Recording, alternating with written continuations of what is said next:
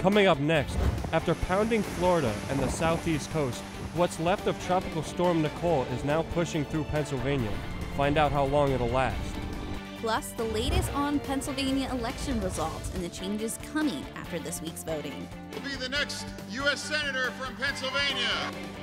And meet the students who traveled from Europe to State College to get a close-up look at the U.S. elections. The Center County Report starts now.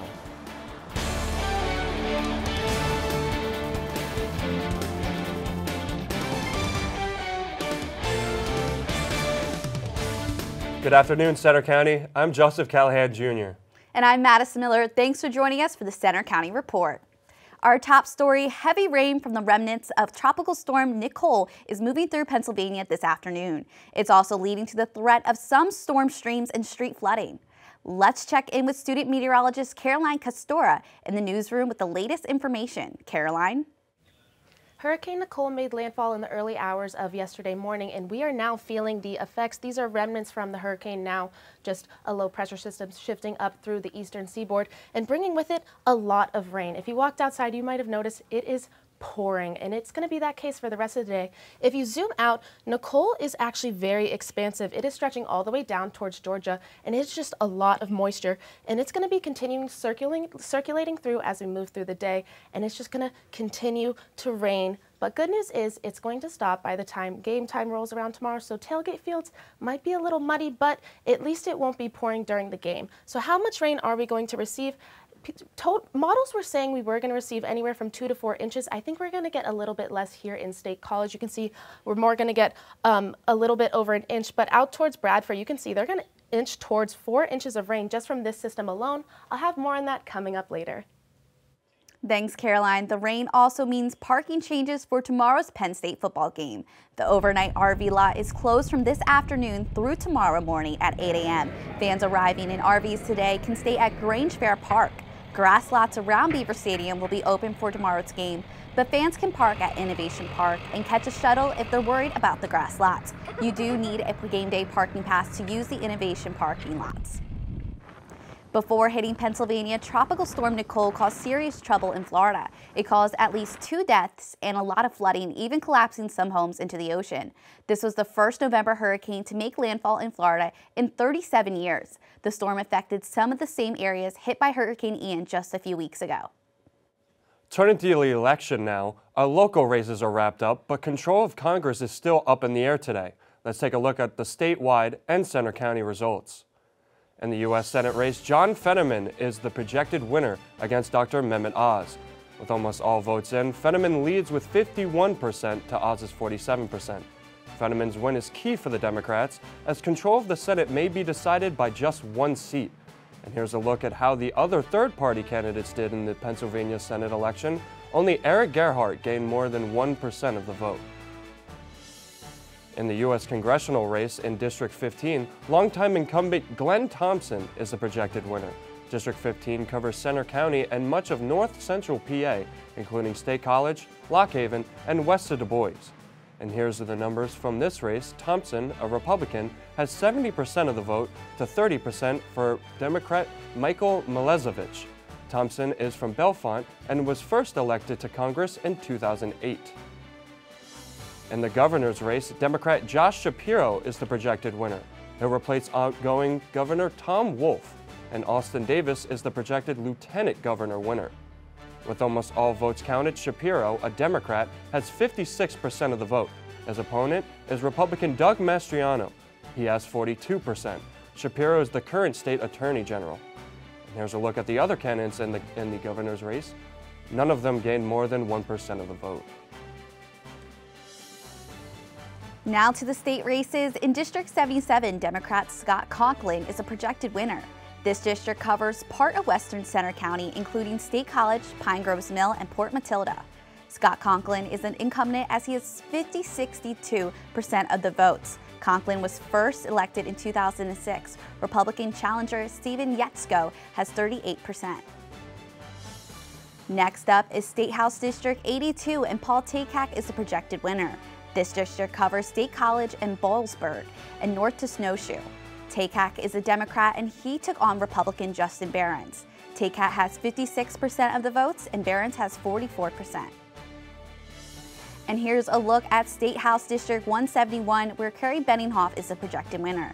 This district covers part of eastern Centre County, including Bellefonte and Center Hall, and south into Mifflin County, including Lewistown. Republican incumbent Carrie Benninghoff ran away with this one. He has 72% of the vote.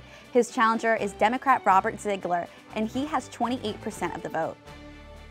Change is coming to Pennsylvania after this election. The state will now have a new governor and a new senator. Reporter Malia Brown has more on that story. Democrats won both statewide contests in Tuesday's important midterm elections. Josh Shapiro will be the new governor, and after the results came in, he promised to fight for the people of Pennsylvania. And I want to be a governor that stands up and fights for you, that creates opportunities for you, that deals with climate change and makes sure you can live your best life right here in the Commonwealth of Pennsylvania. Shapiro beat conservative Republican Mastriano. The other big Democratic win has national implications. After a hotly contested race, Lieutenant Governor John Fetterman beat Dr. Mehmet Oz to flip the current Republican-held Pennsylvania U.S. Senate seat. I'll be the next U.S. Senator from Pennsylvania. Locally, election officials say this election had the highest voter turnout in any non-presidential election in at least 25 years. A handful of crucial races remain nationally in the fight for control of Congress, but Democrats posted enough successes across the country to stop a predicted Republican red wave. With some races still too close to call, both parties' hopes to win the narrow majority in both chambers is down to the wire. The White House is preparing for a possible divided Congress for the next 2 years. But final tallies from races in Georgia, Arizona, Wisconsin, and Nevada could take weeks to be determined. In State College, I'm Malia Brown reporting for the Centre County Report. Tuesday's election results are unofficial until they're certified. Today, county officials begin their official election canvass. Counties submit their results next Tuesday and will clarify the final results by November 28th. Ever wondering what it's like to watch another country's political system at work? Well, a university group from Europe had a chance to do that in person during Pennsylvania's midterm elections. Serena DeVanzo has more on their experience. The midterm elections are not only watched closely around the nation, but also around the world. Over 3,000 miles away in Scotland, 2 college students and their professor decided to travel to Pennsylvania to see it for themselves. Obviously, we've only seen this from our phones, seen it from other media outlets, just from social media. So it's good to actually come out here and see it for ourselves. It's quite surreal in a sense, I would say. The students from the University of Strathclyde in Glasgow arrived in State College last week. It's really interesting because you guys elect everything, like police chief, like the sheriff, all that kind of thing, like it all gets elected, whereas back home it's like a job that someone gets employed to do by... Yeah, we just elect one. Yeah, we don't really elect. Yeah, we don't elect like a whole group of people like you guys do. Yeah. Cameron Hillhouse and Georgia Burns are digital journalism master students who traveled here to report on the elections. Interesting, like people are much more, I feel like people are more vocal here. Yeah, you can see that completely. And more passionate about their views and stuff, I think, which is, it's good because I think people are more involved in what's going on, and but I think as well, like it's interesting, I feel like we hear a lot about US politics back home, and like even more so than we do about our own, which is interesting. During their trip, they visited President Biden's hometown of Scranton. They also went to Chambersburg, where Doug Mastriano's district is located, before ending their journey here at Penn State. The students are now back home in Scotland, but they won't forget their memorable U.S. election trip. And I think, from being out here, I've really just enjoyed the whole experience of going out and like being in the field and interviewing people and like actually getting to understand US politics more. Because I think before it came, it was a bit daunting because of how different it actually is. But I really, really enjoyed it. Like I would love to come back when, as I said, the 2024 presidential elections, I'd love to come back and just see the feel of how it's going to be. In University Park, I'm Serena DeVanzo for the Centre County Report. The students' election story is being published in the Scottish newspaper, The National, on Sunday. Here's the most unusual election story you'll hear this week. A Pennsylvania state representative was re-elected this week. The problem is, he's dead. Incumbent Tony DeLuca beat out Zara Livingston, receiving 86% of the vote. The Democrat represented PA's 32nd district near Pittsburgh for 39 years, but he died of cancer last month. State law says once the first ballot is printed, substitutes cannot be submitted, so there will now be a special election to fill his seat. Still to come on the Center County Report, more on this rainy weather and what's coming after the storm moves out. Plus, police want public help after a serious assault in State College. Also coming up, could a time change save the lives of more deer and better protect your car? We'll have more on the new study after the break.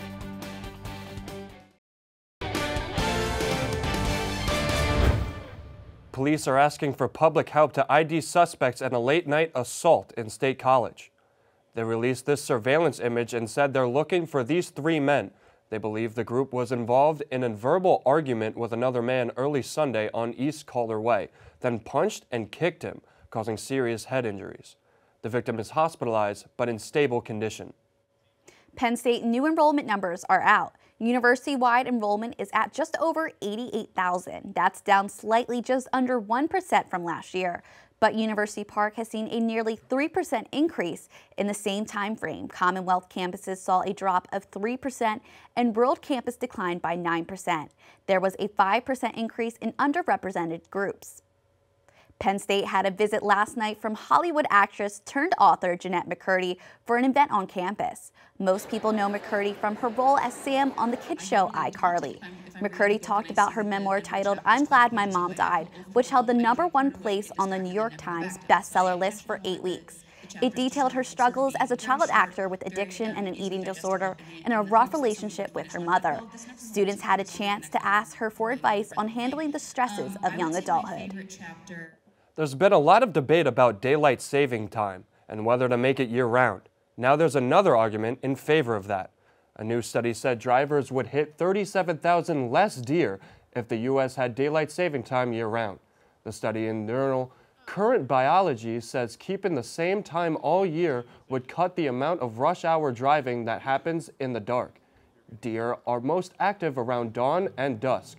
There are about 2 million crashes in the U.S. every year involving deer.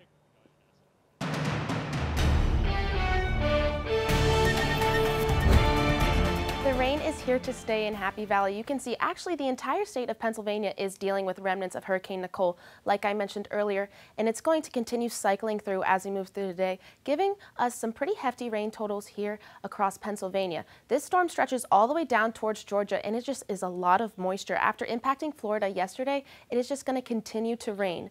Good news is it should clear out by tomorrow. I'll get more on that in a second. So right now, though, it's a beautiful day, or sorry, it's not a beautiful day. It's nice temperatures. It's 57 degrees, but the rain is just really gross outside. Across the state, we're all sitting above average temperature-wise for this time of year, but it is not going to stay that way as we move into the coming weeks because it is November after all. So temperature-wise, it's nice out in Philadelphia. They're sitting at 68 degrees, and out towards Erie, they're at 56 currently.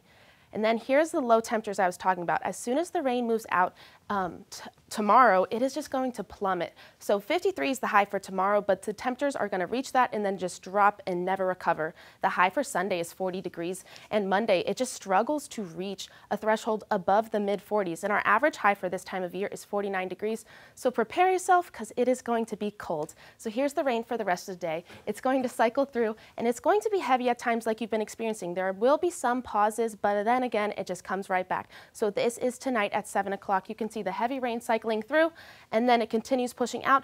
And then this is Saturday morning. You can see that rain starts to clear out. Some cloud cover moves in and then clears out again for game day. But there might be some lake effect precipitation as we move through tomorrow, but I don't think it's going to be anything as notable as what we experienced today. And then Futurecast, this is Monday. We remain dry, but there is some wintry precipitation possibly in the future for us. It is November. Like I said, this is Thursday, so keep an eye out on that as we move through the week. So your forecast for today, high of 66. It's a soaker. Temperature-wise, it's great, but the rain is gross. And then moving into tonight, the rain will stick around and it'll drop down to 53 degrees. Before tomorrow, the high again is also 53 degrees, and temperatures will just crash after the rain moves out. So be prepared for your game day forecast right here. these are the temperatures I was talking about. So 53 by tailgate time, but then by the time kickoff rolls around, 49 degrees, windy, and then it just continues to cool off. So be sure to layer up for the game if you're out there to support Penn State against Maryland. And then your 7-day forecast, like I mentioned prior, the low temperatures as we move into next week. So it starts out nice temperature-wise, but then it continues to plummet, and it's going to be feeling more and more like November. But for today, I hope you guys packed your umbrella for your walk home. Well, as long as I don't need an umbrella for game day, I'm happy. Joe? Yeah, hopefully we don't have another Northwestern incident, but we have way more sports other than Penn State football, including potential confetti showers. Logan, tell us what you got. Well, Joe, there may already be a storm rolling in, but Penn State will look to weather the storm tomorrow. We preview their matchup against the Maryland Terrapins. Plus, a shocker as the Nittany Lion men's hockey team played at #1 Minnesota last night. And the high school football playoffs continue. We have highlights from last night's State College Altoona District 6 playoff game up next.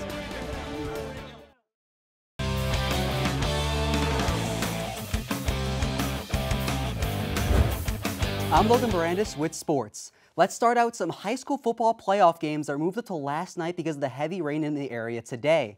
That includes the State College Altoona District 6 championship game played at Bald Eagle.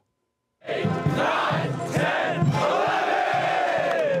State College kept the good times rolling on Thursday with a 28-7 win over Altoona to remain undefeated and become District 6 champions. The Little Lions didn't pull away until late in the second quarter, where they scored 21 unanswered points. While it probably wasn't as smooth as State College wanted it to be, it was still enough for the Little Lions to be crowned District 6 champions. On the backs of Deontay Sheffy, the Little Lions were able to come away with their first playoff victory. After putting up 19 touchdowns in the regular season, Sheffy found the end zone 3 times in his first career playoff game. The reward for such a performance? His very own championship medal. We just turned up and... Sorry. Oh, gotta get that yes, on. Sir. So we turned up and way better execution than any of our in-season games. Despite the game being played at a neutral site in Bald Eagle, Sheffy heard the noise from the State College fan base. While some in the stands may have been surprised with his performance, his head coach Matt Lintel certainly wasn't. I'm not surprised, just proud of the kid. He does a great job. Obviously it starts up front with the guys up there clearing the path and the guys on the edge just helping him out. So he runs hard, you get him in space and he can make big things happen, so super proud of him. Now, Lintel and the Lions play a game they're all too familiar with, the waiting game. They play the winner of tomorrow's matchup between McDowell and Taylor Alderdice, giving State College the chance to check off another box. I think it's kind of a deep breath to have this game under your belt and be able to kind of move forward. The District 6 champions again, and I'm just proud of these guys for the effort, the heart, and it's paying off. You know, we've been able to kind of check some boxes off along the way, undefeated season, Mid-Penn champions, now District 6 champions. You can see more highlights and catch up on all the games on our high school football show After the Whistle. That's tonight at 6 on our YouTube channel. Now to the college ranks. Penn State football looks to make it 2 wins in a row as the Lions welcome the Maryland Terrapins to Beaver Stadium tomorrow. The Nittany Lions are coming off a dominant 45-14 win over the Indiana Hoosiers last week. The running back duo of Katron Allen and Nicholas Singleton combined for 159 rushing yards and 4 touchdowns. That came despite a revolving door on the offensive line, which was a similar problem for the Nittany Lions last time they welcomed Maryland at home. In 2020, when Penn State took on Maryland here at Beaver Stadium, it was a 35-19 shellacking of the Nittany Lions. Quarterback Sean Clifford was sacked 7 times in that contest. Now, just 2 years later, there's more eyes now than ever, both on Clifford and the 5 men up front to protect him. Landon Tangwall was ruled out for the season, while projected first-round pick Olu Fashanu is week-to-week with an injury.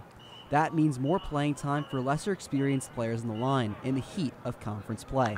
According to James Franklin, it's been a challenge, but his team has lived up to the task. It's a real positive. I mean, obviously I think that the challenge for everybody, especially in today's day and age of college football, is depth across the board, and at positions like O-line, where sometimes it takes a little bit longer to develop those guys because it's a man's game, when you're that close to the ball.